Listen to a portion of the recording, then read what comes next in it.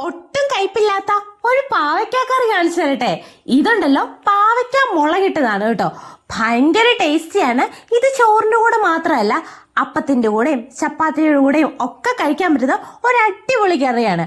പാവയ്ക്കയുടെ ഗുണങ്ങളെല്ലാം കിട്ടുകയും ചെയ്യും. ചെറിയൊരു പുളിയും ചെറിയൊരു മധുരവും ഒക്കെ ആയിട്ട് പാവയ്ക്കയുടെ കയ്പ് ഒട്ടും തന്നെ അറിയത്തില്ല. അത്രയ്ക്ക് അടിപൊളി കറിയാണ്. ഒരു തവണയെങ്കിൽ ഈ കറി വെച്ചാലുണ്ടല്ലോ പിന്നെ ഇടയ്ക്കിടയ്ക്ക് പാവയ്ക്ക വാങ്ങേണ്ടി വരും എന്നുള്ളതാണ് കേട്ടോ ഒരു കഷ്ടം. എങ്ങനെയാ ഈ കറി ഉണ്ടാക്കുന്നതെന്ന് കാണിച്ചു തരാം. അതിന് വേണ്ടിയിട്ട് ഞാൻ വെള്ള പാവയ്ക്കാണ് എടുത്തേക്കുന്നത്. അതിന്റെ ഈ ഒരു ഷേപ്പിൽ കട്ട് ചെയ്തെടുത്തിട്ടുണ്ട്. എന്നിട്ട് ഒരു പാത്രത്തിലേക്ക് മുളക് പൊടിയും മഞ്ഞപ്പൊടിയും പിന്നെ നമ്മൾ അരിഞ്ഞു വെച്ചിരിക്കുന്ന പാവയ്ക്ക ചേർത്ത് കൊടുക്കാവേ. എന്നിട്ട് കുറച്ച് ഉപ്പും കൂടെ ചേർത്തിട്ട് നന്നായിട്ട് ഒന്ന് മിക്സ് ചെയ്തെടുക്കുക. ആ ഒരു ഉപ്പും എരിവും ഒക്കെ ആ പാവയ്ക്കയിലേക്ക് നന്നായി പിടിക്കാൻ വേണ്ടിയിട്ട് ഒരു 5 മിനിറ്റോളം നമുക്കിത് റെസ്റ്റ് ചെയ്യാൻ വേണ്ടി മാറ്റി വെക്കാം. പ്രത്യേകം ശ്രദ്ധിക്കണം, പാവയ്ക്ക ഒരുപാട് കട്ടിയിൽ മുറിച്ചെടുക്കാതിരിക്കാനേ. എന്നിട്ട് ഇനി നമുക്കൊരു പാനിലേക്ക് എണ്ണ ഒഴിക്കാം. എണ്ണ ഒന്ന് ചൂടായി കഴിയുമ്പോഴേക്കും പാവയ്ക്ക അരിഞ്ഞു വെച്ചിരിക്കുന്നത് ഇതിലേക്ക് ചേർത്ത് കൊടുത്ത് തിരിച്ചു മറിച്ചുവിട്ട് നന്നായിട്ടൊന്ന് ഫ്രൈ ചെയ്തെടുക്കാവേ. പാവയ്ക്ക അത്യാവശ്യം ഫ്രൈ ചെയ്യാവുന്നത് തന്നെയാണ് നല്ലത്, കാരണം പാവയ്ക്കയുടെ കയ്പ് കുറച്ച് കുറയുമല്ലോ.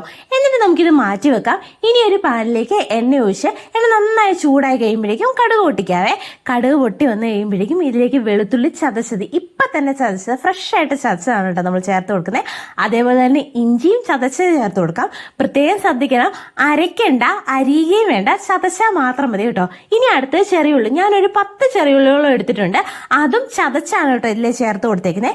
എന്നിട്ട് നന്നായിട്ടൊന്ന് വഴറ്റി കൊടുക്കുക. ഇനി ഇതിലേക്കില്ലേ കരിവേപ്പില ചേർത്ത് കൊടുക്കാവേ. പിന്നെ ഞാൻ പച്ചമുളകാണ്, അതും ഇതിലേക്ക് ചേർത്ത് കൊടുക്കുന്നുണ്ട്. ഇനി നമുക്ക് വീണ്ടും ഇത് വഴറ്റി കൊടുക്കാം. നന്നായിട്ടൊന്ന് വഴലാൻ തുടങ്ങി കഴിയുമ്പോഴേക്കും ഇതിലേക്ക് ഉപ്പൊക്കെ നമുക്ക് ആവശ്യത്തിനുള്ളത് ചേർത്ത് കൊടുക്കാവേ. ഉപ്പും ചേർത്തിട്ട് വീണ്ടും നന്നായിട്ട് വഴറ്റി കൊടുക്കാം. ഇനി ഇതിലേക്ക് തക്കാളി ഞാൻ ചേർക്കുന്നുണ്ട്. ഒരു തക്കാളി ചെറുതായിട്ട് അരിഞ്ഞതാണ് കേട്ടോ ചേർത്ത് കൊടുക്കുന്നത്. അതും ചേർത്ത് നന്നായിട്ടൊന്ന് വഴറ്റി കൊടുക്കാവേ. ഇതിലേക്ക് ഒരുപാട് തക്കാളി ചേർക്കേണ്ട കാര്യമില്ല, നമ്മൾ ഇതിലേക്ക് പുളിവെള്ളമൊക്കെ ചേർക്കുന്നുണ്ട് കേട്ടോ. എന്നിട്ട് ഇത് നന്നായിട്ടൊന്ന് വഴണ്ട് വരാൻ തുടങ്ങുമ്പോഴേക്കും ഇനി നമുക്ക് ഇതിലേക്ക് മല്ലിപ്പൊടിയാണ് ആദ്യം തന്നെ ചേർത്ത് കൊടുക്കുന്നത്. ഞാനിതിൽ 1 സ്പൂൺ മല്ലിപ്പൊടി ചേർത്ത് കൊടുക്കുന്നുണ്ടേ. എന്നിട്ട് നന്നായിട്ടൊന്ന് വഴറ്റി കൊടുക്കാം. ഇനി ഇതിലേക്ക് മുളക് പൊടി ചേർത്ത് കൊടുക്കാം. എന്നിട്ട് വീണ്ടും നന്നായിട്ട് ഒന്ന് വഴണ്ട് അതിൻ്റെ ആ പച്ചച്ചോവയൊക്കെ ഒന്ന് മാറുന്നത് വരെ ഒന്ന് വെയിറ്റ് ചെയ്യാം. ഇനി ഇതിലേക്ക് മെയിനായിട്ട് വേണ്ട ഒരു സാധനമാണ് 1 സ്പൂൺ പഞ്ചസാര ഇതിലേക്ക് ചേർത്ത് കൊടുക്കാം. ഇതാണ് കേട്ടോ ഇതിൻ്റെ ഒരു സീക്രട്ട് ഇൻഗ്രീഡിയൻറ്റ്.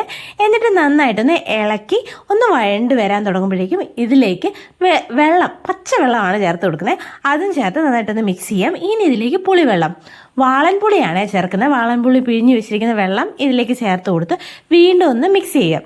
ഇനി ഇത് ഒന്ന് മിക്സ് ചെയ്ത് ഈ സ്റ്റേജിൽ ഉപ്പൊക്കെ കുറവുണ്ടെങ്കിൽ വേണമെങ്കിൽ ചേർത്ത് കൊടുക്കാവേ. എന്നിട്ട് ഈ സ്റ്റേജിൽ നമുക്ക് വറുത്ത് വെച്ചിരിക്കുന്ന നമ്മുടെ പാവയ്ക്കയില്ലേ, അത് ഈ ഒരു സ്റ്റേജിലാണ് ചേർത്ത് കൊടുക്കേണ്ടത്. ചെറുതായിട്ട് തിളയ്ക്കാൻ തുടങ്ങുന്ന ഒരു സ്റ്റേജ് ചേർത്ത് കൊടുത്ത് നന്നായിട്ടൊന്ന് മിക്സ് ചെയ്യുക. വീണ്ടും നന്നായി തിളച്ച് കഴിയുമ്പോഴേക്കും നമ്മുടെ പാവയ്ക്ക കറി ഇവിടെ റെഡിയാണ് കേട്ടോ. ഇത്രയേ ഉള്ളൂ സംഭവം. ഭയങ്കര സിമ്പിളായിട്ട് പെട്ടെന്ന് ഉണ്ടാക്കാവുന്ന ഒരു കറിയാണ് കേട്ടോ. പാവയ്ക്കയുടെ ആ ഒരു കയ്പ് ടേസ്റ്റ് ഇല്ല, എന്നാൽ ചെറിയൊരു മധുരമുണ്ട്, നല്ലൊരു പുളിയുണ്ട്, നല്ലൊരു എരിവൊക്കെ ആയിട്ട് ഇതാണ് പാവയ്ക്ക മുളകിട്ടത്. ഇത് ചോറിൻ്റെ കൂടെ മാത്രമല്ല, ചപ്പാത്തിയുടെ കൂടെയൊക്കെ കഴിക്കാം, അപ്പത്തിൻ്റെ കൂടെ കഴിക്കാം. നല്ലൊരു പ്രത്യേക ടേസ്റ്റാണ് കേട്ടോ. ഒരു തവണയെങ്കിലും ഈ കറി ഒന്ന് ഉണ്ടാക്കി നോക്കണേ. ഉണ്ടാക്കി നോക്കിയിട്ട് നിങ്ങളുടെ അഭിപ്രായം പറയണേ.